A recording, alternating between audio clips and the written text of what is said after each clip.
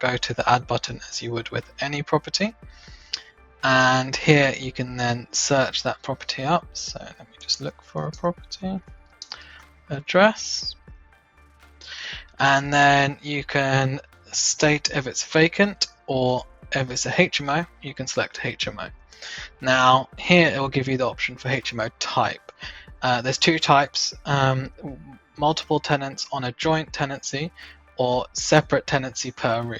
So if you've got multiple tenants sharing the property but they're all under one agreement, you'd select multiple tenants on a joint tenancy. However, if you're letting each room out individually on a separate tenancy agreement, you'd select separate tenancy per room. So let's go with separate tenancy per room.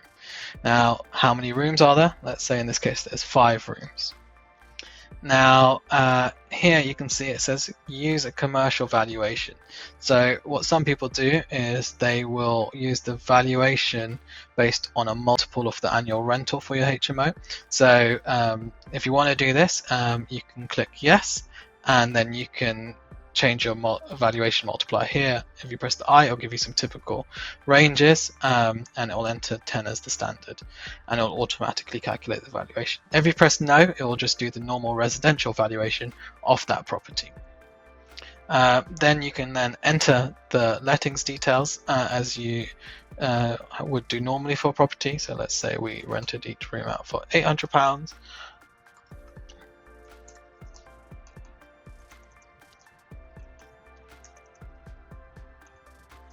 Select next,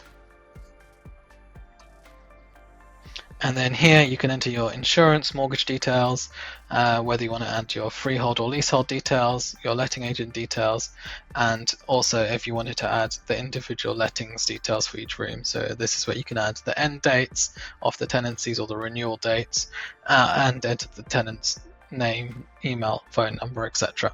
And then if you don't want to do any of that, you can just press skip, and you can always add those later, and then the property will be added and it will be showing as a HMO.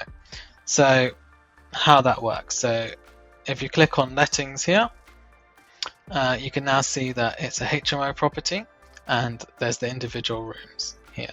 You can then edit those individually. So say if one of the rooms rents has changed or you entered it incorrectly, you can do that there and edit the end date. However, if the tenant's changed, you can also do that, but when you've done a new letting, you can add a new letting by pressing add new letting and selecting which room it relates to, say room 3, and say the new letting's at £850, it's still paid monthly, and it's expiring end of August. I can add that there, and you can now see that it's added a new letting for room 3, which has gone to the active one, and then the white symbolizes the old lettings in here.